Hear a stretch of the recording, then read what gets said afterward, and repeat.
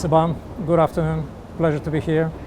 Thank you for the opportunity to tell the story of G42.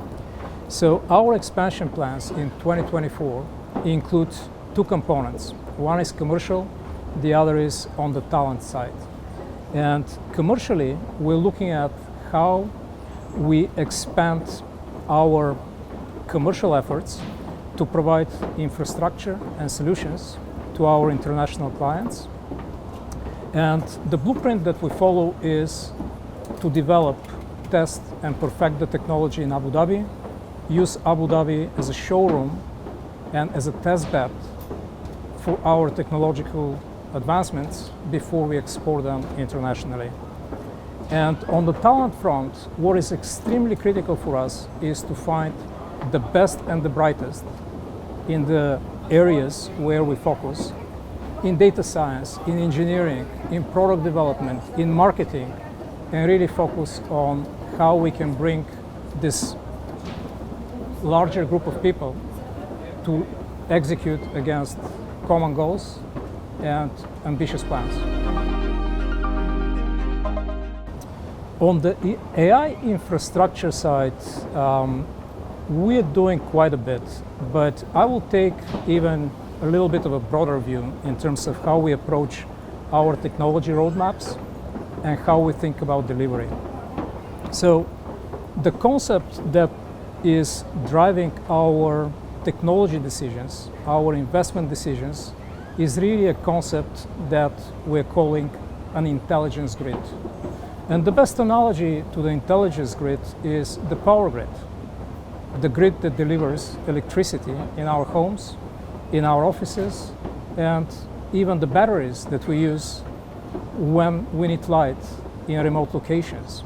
So we firmly believe that with the acceleration and the advancements in terms of artificial intelligence capabilities and the adoption of these features, the utilization of these features, we need to think much broader and deliver intelligence as an utility.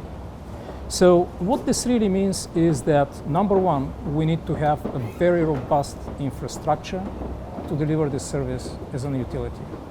And there are multiple components that are part of this utility analogy that I'm giving you.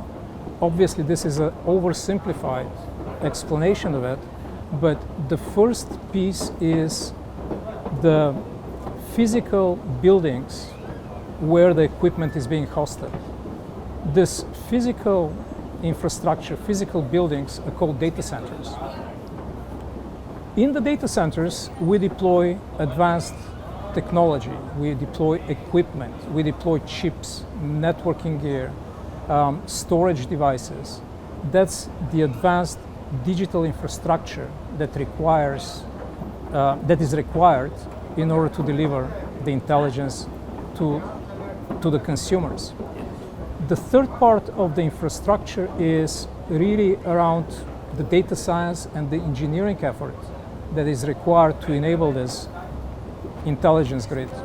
And there are two additional components. One is energy, and the second is connectivity.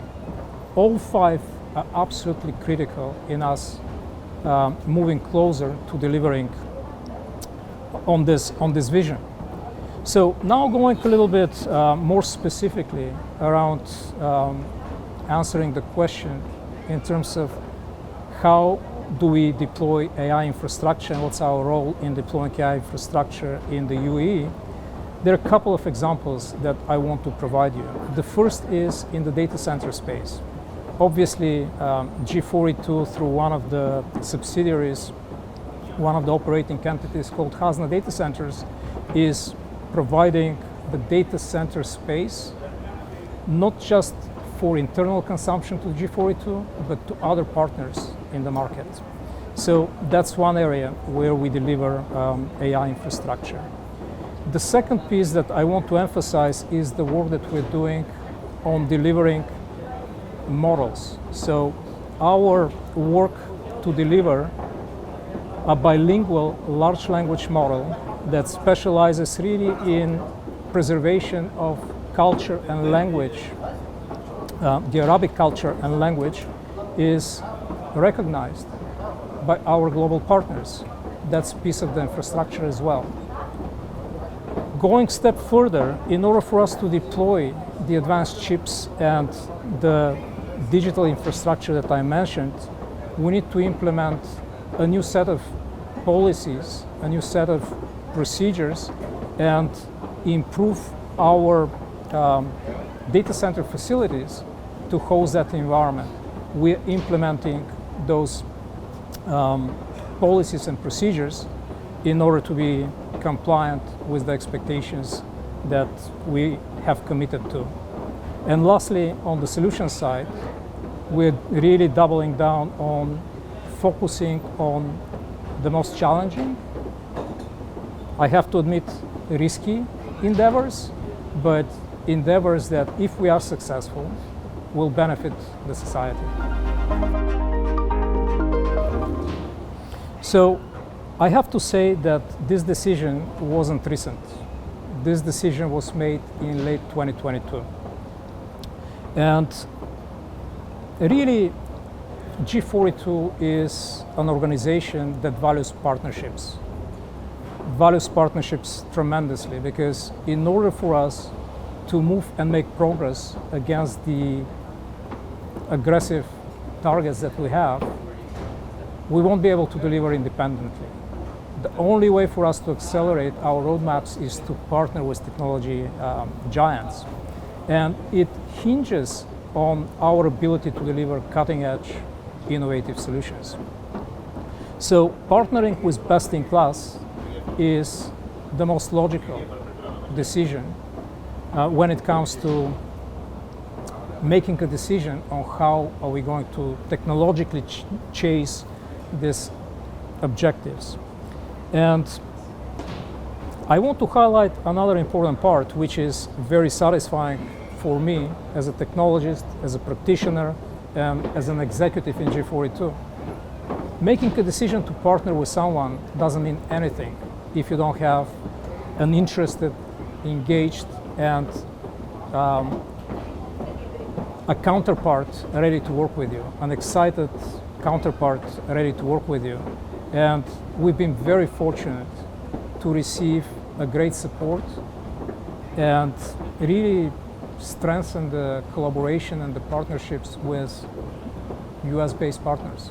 We've been extremely fortunate, and it's critical to our ambitious objectives. A couple of partners that we collaborate extremely closely with: Microsoft, OpenAI, Cerebras, and we have a very extensive list of additional partners that we work on a regular basis.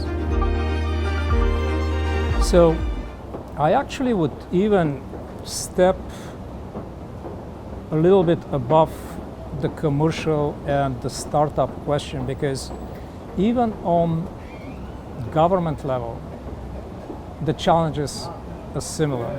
So there is shortage of data center space that is available for deploying this advanced technology. There is shortage of advanced technology itself, right? There's shortage of chips. There are a ton of questions regarding safety and responsible implementation of the latest AI technologies. So there are many, many challenges that we as practitioners are facing today. So the way we think about this and the way we are asking our collaborators to think about is to find a way to alleviate and eliminate the friction, alleviate the pain points and eliminate the friction of building and deploying AI solutions. And there are two concepts that we have developed which are quite powerful in our opinion. One is something that we're calling AI for Nations, which basically addresses the infrastructure component of your question, which is what is required in order for these initiatives to be successful.